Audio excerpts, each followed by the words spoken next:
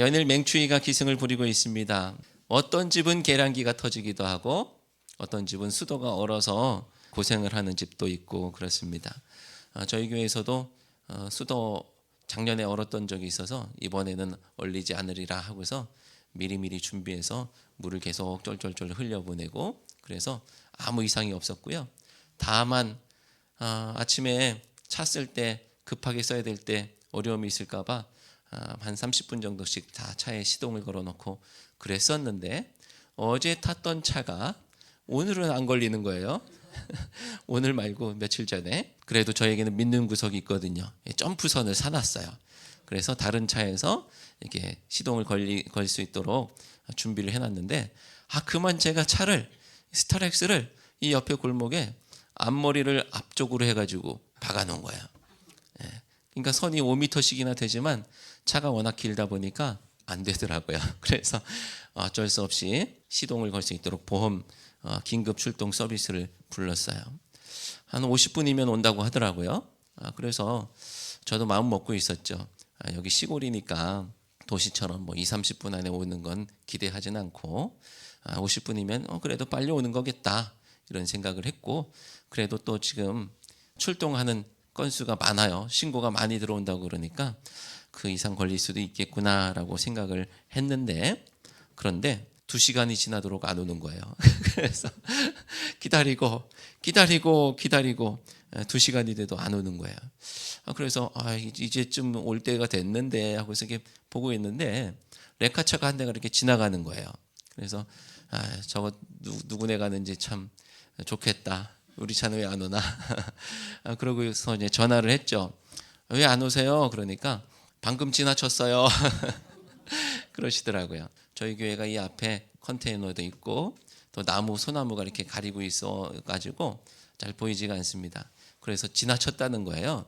그래서 아이고 방금 지나친 게 거긴가 보다 하고서 지금 금방 돌아올게요 하고 돌아왔습니다.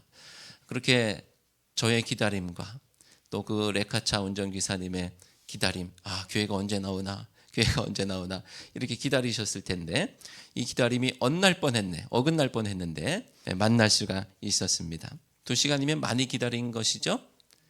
여러분 몇 시간까지 기다리실 수 있으세요? 여러분 인생에서 얼마 기다린 것이 가장 많이 기다린 것인지 모르겠습니다. 요즘에야 휴대폰이 있으니까 금방 안 오면 10분만 지나도 언제 오냐 하고서 바로 확인할 수 있지만 옛날에는 그냥 뭐 어디 앞에서 만나자 하면은 그냥 계속 무작정 기다릴 수밖에 없는 거죠. 그러니까 내가 몇 시간까지는 기다릴 수 있어라는 어떤 정한 기간이 있을 겁니다. 여러분 인생 가운데 얼마나 긴 기다림이 있었는지 모르겠는데 저는 9시간 45분 기다린 적이 있어요. 9시간 45분이라고 했는데 아무도 안 놀래. 9시간 45분 기다리는 거예요. 무슨 기다림이냐면요. 제가 준회원 진급할 때 어느 목사님께 논문 심사를 받고 있는데 그 목사님과 성서 해석이 좀 안 맞았어요. 그 목사님은 성서 해석을 설교를 요렇게 하는 거다라고 하셨는데 저는 요렇게도 할 수 있습니다. 제가 준비한 건 요렇게 방법입니다. 라고 말씀을 드렸고 목사님께서는 팽 하고 돌아주셨고 제가 심기를 건드린 모양이에요. 그래서 목사님 말씀하시면 네 알겠습니다 하고서 바로 딱딱 순종했어야 되는데 그게 아니었나 봐요. 그래서 팽 하고 돌아서신 거예요. 그 목사님께 제가 심사를 못 받으면 목사 안수를 못 받는 거예요. 그러니까 제가 어떻게 해야 되겠어요? 찾아가서 만나 뵐 때까지 기다리는 거예요. 9시간 45분 그 추운 겨울에 12월 초 안에서 한 2-3시간 기다리다가 바깥에서 몇 시간을 기다렸던 그런 기억이 있습니다. 밥도 못 먹고 자, 이 세상에 많은 기다림이 있습니다. 수일을 기다리기도 하고 수주 또 몇 개월을 기다리기도 하고 몇 년을 기다리기도 합니다. 그때 그 기다림은 때로는 소망으로 채워져 있기도 하고 때로는 어떤 절망으로 채워져 있기도 하고 때로는 기다리다 지치기도 하죠. 가장 긴 기다림이 어떤 것일까라고 했을 때 제가 말했던 9시간 45분은 아무것도 아니고요. 우리는 또 뭐 군대 간 남자친구 기다리는 몇 년 이것도 아무것도 아니고요. 어떤 것이 가장 긴 기다림인가 했더니 이스라엘 백성들이 메시아를 기다렸던 이 이스라엘 백성들의 기다림이 아주 긴 기다림이었어요. 수천 년 기다리는 기다림이거든요. 그런데 심지어 그들은 지금도 기다리고 있어요. 수천 년 기다렸었는데 지금도 기다리고 있는 거예요. 아직 끝나지 않은 기다림입니다. 기네스북에 올려도 괜찮을 것 같아요. 그런데 이 기다림은 제대로 된 기다림이냐? 어떤 것 같으세요? 이미 메시아가 오셨는데 그것을 알아차리지 못하고 계속 기다리고 있으면 그것은 제대로 된 기다림이 아니죠. 이것은 뭐 불쌍하다고 해야 될지 아니면 멍청하다고 해야 될지 난감하죠. 이미 예수님께서 오셨는데 뭘 또 기다리겠습니까? 이미 오신 예수님은 기다리는 것이 아니라 영접하면 되는 것이죠. 그리고 믿으면 되는 것입니다. 오늘 다음 세대부가 아름다운 몸 찬양으로 하나님 앞에 영광 올려 드렸는데 원래 한 곡이 아니고 두 곡 하려고 그랬어요. 다른 한 곡은 어떤 거였냐면 뭐 기다려요 이런 난 기다려요 이런 찬양이었어요. 근데 제가 연습하는 걸 가만히 듣다 보니까 그게 이제 대림절기나 성탄 2부 때 24일 날 때는 말이 되는데 우리 오신 예수님을 또 기뻐하며 축하하며 성탄 예배를 드리고 있는데 기다려요 하고 있으면 좀 이상할 것 같아요. 그래서 뭐 할 수도 있는데 가능하면 바꿔볼까? 뭐 이거는 좀 그런 거 아닌가 이런 이제 얘기를 했어요. 그래서 그러면 하지 말지 뭐 이렇게 된 것 같은데 그래서 제 이제 설교하고 문제 제기와 이 기다림과 이미 오신 분 이게 이제 연결이 돼가지고 또 의미 있게 제가 그거는 좀 이상하지 않나 이렇게 말했던 그런 모습이 있습니다. 예수님께서 오신 줄도 모르고 계속 기다리면 안 되겠죠. 이스라엘 백성들이 예수님 오신 줄도 모르고 메시아가 오신 줄도 모르고 계속 기다리고 있거든요. 그들이 그러고 있는데 우리도 그러면은 좀 이상한 것 같아요. 예수님은 이미 오셨고 우리는 더 이상 기다리는 것이 아니라 그 예수님 앞에 나아가는 것인 줄로 믿습니다. 우리에게는 이미 온 것을 아직 오지 않은 것으로 여기고 여전히 기다리는 일들이 너무나 많습니다. 마치 파랑새를 기다리는 것과 같이 찾아다니는 것과 같이 파랑새를 찾아서 헤맸지만 결국 알고 보니 우리 집 새장에 있었던 그 새가 파랑새였던 것처럼 이미 오셨는데 이미 하나님은 응답하셨는데 이미 하나님께서 주셨는데 계속 기다리는 그 무엇이 너무나 많은 것이죠. 도대체 왜 우리는 이미 온 것을 여전히 기다리는 것일까? 예수님께서 오셨는데 그런 것처럼 왜 계속 기다리는 것일까? 첫째는 내가 생각하지 못하는 때 오시기 때문입니다. 내가 생각하지 못하는 때 뭔가 오기 때문입니다.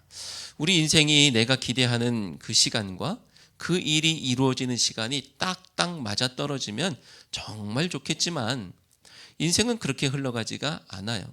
내 인생 계획이 있죠. 1년 뒤에는 이거, 2년 뒤에는 이거, 3년 뒤에는 이거.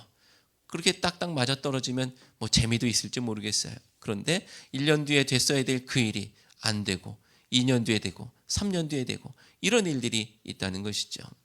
나는 지금인 것 같은데 하나님은 더 기다리라고 하시고 나는 아직인 것 같은데 하나님은 지금이라고 말씀하십니다. 그래서 우리 인생은 흔히 크로노스라고 하는 그냥 흘러가는 시간 그것이 아니라 하나님께서 지금이라고 하시는 카이로스라고 하는 시간을 분별할 수 있어야 하는 것이죠. 그것을 분별하지 못하면 우리는 마냥 기다리는 것이고요. 그리고 다 물 건너가는 것입니다. 한 번은 제가 기도하면서 기다리던 것이 있었는데 하나님께서 몇 번의 응답을 주셨기 때문에 저는 그게 안 될 거라고 생각하지는 않고 이거 될 거야 라고 생각하고 있었죠. 근데 하나님께서 그 길로 인도하실 것을 의심하지는 않았는데 문제는 타이밍이죠. 타이밍. 저는 그래도 한두 번 더 응답을 좀 받으면 좋겠다. 몇 번을 응답을 주셨지만 그래도 더 확신을 하기 위해서 몇 번 더 응답해 주시기를 기대하고 있었습니다. 하나님은 지금이 그때라고 하시는데 저는 미처 몰랐던 것이죠. 그러다가 침대에서 누워서 책을 읽는데 책 속에서 아니 이미 응답했는데 뭘 또 기다리냐 이런 강한 음성을 듣게 됩니다. 그리고 제 몸은 튕기듯이 일어나서 더 이상 재고 기다리고 따질 것이 아니라 당장 다음 날 어떤 일을 실행해야 되겠다라고 마음을 먹죠. 제가 뭘 하고 있었느냐 하면 이미 왔는데 아직이라며 계속 기다리고 있었던 거예요. 사랑하는 성도 여러분, 하나님께서 여러분에게 이미 주신 것이 있습니다. 그것이 무엇인지 저는 모르죠. 여러분만이 아십니다. 내 시간이 아니라 하나님의 시간 안에서 분별하시고 이미 주신 응답에 따라서 나의 삶을 만들어 나갈 수 있기를 주님의 이름으로 축원합니다. 이미 온 것을 여전히 기다리는 두 번째 이유는 욕심 때문입니다. 욕심. 사실 이것은 계속 기다리고 있다고 보기도 힘들죠. 아예 기다리지 않기로 한 것이라고 볼 수도 있습니다. 사실 우리가 기다리는 것, 또 기다려야 하는 것은 주님의 것입니다. 주님의 구원, 주님의 은혜, 주님의 응답, 주님의 인도하심 등 이런 것들을 기다리는 것이죠. 그런데 이미 주님의 인도하심과 은혜가 있는데 우리는 그것이 아니라고 합니다. 하나님께 다른 길을 달라고 합니다. 그리고 주님은 주셨는데 나는 거부하고 고르고 다른 것을 요구합니다. 어떤 사람이 낭떠러지에서 떨어지다가 중간에 나무가지를 잡고 간신히 버티고 있습니다. 그리고는 있는 힘을 다해서 살려주세요 막 소리를 지르는 거예요. 근데 사람이 없어요. 그래서 하나님 도와주세요라고 그렇게 기도를 합니다. 그리고 하나님께서 말씀을 하십니다. 그 기도에 하나님께서 간절한 기도에 응답하시면서 야 알았어 이제 그 손을 놓으면 돼. 그 손을 놓으면 돼 라고 말씀하십니다. 그런데 그 손을 놓을 수가 있습니까 없습니까? 낭떠러지 한 중간에서 떨어지다가 나뭇가지를 잡고 간신히 매달려 있는 거야. 살려달라고 했는데 하나님께서 오셔서 이제 됐어 이제 손 놓으면 돼 라고 하십니다. 손을 놓을 수가 없죠. 그리고는 이 사람이 그렇게 또 소리를 지르죠. 거기 다른 사람 없어요. 하나님 말고 다른 사람 없어요 라고 소리를 지르는 거예요. 기다리던 하나님의 구원이 이미 와 있죠. 그런데 이 사람은 어떻게 하고 있습니까? 아직도 기다리고 계속 기다리고 이 사람은 더 이상 하나님을 기다리지 않기로 한 거예요. 다른 것을 기다리기로 한 거예요. 왜 그렇게 선택합니까? 하나님께서 주시는 것 말고 자기가 받고 싶은 것이 있기 때문이에요. 내가 생각하는 그것이 아니면 차라리 안 기다리고 말지 싶은 것이죠. 그렇게 하나님 없는 인생을 살아갑니다. 오늘 읽은 말씀 속에 헤롯이라는 왕은 이미 메시아를 기다리지 않기로 한 사람이에요. 그렇게 기다리던 예수님이 오셨지만 예수님은 자기가 기다리던 응답이 아니었던 것이죠. 예수님이 왕이시면 자기가 왕일 수가 없기 때문에 그렇습니다. 더 이상 하나님께서 주시는 것을 기다리는 것이 아니라 오히려 예수님마저 죽이려고 한 것이죠. 사랑하는 성도 여러분, 하나님께서 주시는 것이 있습니다. 여러분 입장에서는 별로 기다릴 만한 것이 아니라고 생각하실지 모르고 또 오히려 기다리고 싶지 않은 것인지 모르겠습니다. 그래서 차라리 내가 나를 구원하기로 하고 또 차라리 내가 왕이 되기로 하고 또 주님께서 주시는 것이 아니라 세상이 주는 것을 움켜쥐려고 합니다. 하지만 기다림은 기다릴 가치가 있는 것을 기다리는 것이어야 하고 우리가 기다려야 할 것은 주님의 것이고 주님이십니다. 바라기는 주님을 거부하고 세상을 바라보는 것이 아니라 오직 주님만을 기다릴 수 있는 우리 모두가 되기를 바랍니다. 그럴 때 이미 우리에게 오신 주님을 만나게 될 줄로 믿습니다. 이미 온 것을 여전히 기다리고 있는 세 번째 이유는 그것이 모습을 달리하고 오기 때문에 그렇습니다. 모습을 달리하고 오기 때문에 이스라엘 백성들이 메시아를 그렇게 기다렸는데 예수님을 못 알아봤어요. 예수님의 모습은 그들이 생각하던 메시아의 모습이 아니었기 때문이죠. 당장 예수님의 제자들 중에서도 예수님이 칼과 군사력으로 로마에게서 자기들을 구원하시고 예루살렘을 뒤집어 엎으실 것을 기대했던 사람들이 있었지만 예수님은 도무지 그럴 기미가 보이지 않습니다. 그러니 가룟 유다 같은 경우는 그가 고대하던 메시아 예수님이 메시아가 아닌가 싶었는지 은삼십에 예수님을 팔아넘기죠. 메시아가 오셨지만 다른 메시아가 와야 한다고 생각했던 거예요. 그래서 예수님은 양과 염소를 가르는 비유에서 분명히 말씀하십니다. 너희들이 기다리던 나는 이 모습이 아니었고 이미 너희 중에 소자의 모습으로 와 있었다. 너희 곁에 있었다라는 거예요. 자기들이 생각하는 예수님의 모습이 아니에요. 그 다른 모습으로 오시는 거예요. 다른 모습을 하신 주님을 못 알아보면 그들은 예수님을 만나고도 예수님을 계속 기다리는 거예요. 뷰티 인사이드라는 영화가 있습니다. 어떤 남자와 여자가 사랑하는 이야기인데, 그런데 남자는 잠들었다가 깨어나면 도무지 다시는 알아볼 수 없는 다른 사람으로 바뀌어 있는 거예요. 할아버지가 됐다가 외국인이 됐다가 여성이 되기도 했다가 못생겨졌다가 또 잘생겨지기도 합니다. 그러니 여자 주인공은 몹시 혼란스러울 수밖에 없죠. 하루는 만나기로 한 장소에서 남자를 기다리는데 어떤 모습으로 바뀌어서 올지 모르기 때문에 저 사람일 수도 있고 이 사람일 수도 있고 그런 거예요. 그렇게 혼란스러운 것이죠. 좀 혼란스럽습니다. 그런데 이 남자가 장난을 치면서 이 여자는 더 혼란스러워지죠. 남자의 장난을 잘 받아들이지 못하는 상황이 됩니다. 정신을 똑바로 차리고 기다리고 있지 않으면 그 사람이 이미 온 것인지 아직 오지 않은 것인지 알 수가 없습니다. 주님도 그렇게 모습을 바꾸고 오신다고 말씀하세요. 우리가 성화에서 보는 예수님의 그 모습 그대로 오시는 것이 아니라 매우 당황스러울 수도 있는 모습으로 오실 수도 있다는 것입니다. 그렇다고 이미 오신 예수님을 못 알아본 책임을 예수님께 떠넘기겠느냐? 그럴 수가 없습니다. 못 알아본 우리 잘못이고 이미 오신 예수님을 계속 기다리고 있는 것도 결국 우리의 손해입니다. 계속 모습을 바꾸는 연인을 알아볼 수 있는 방법은 신뢰와 사랑이고요. 다른 모습으로 이미 오신 주님을 알아볼 수 있는 방법은 믿음과 따름입니다. 주님의 뜻을 따를 때 우리는 이미 오신 주님을 알아볼 수가 있는 거예요.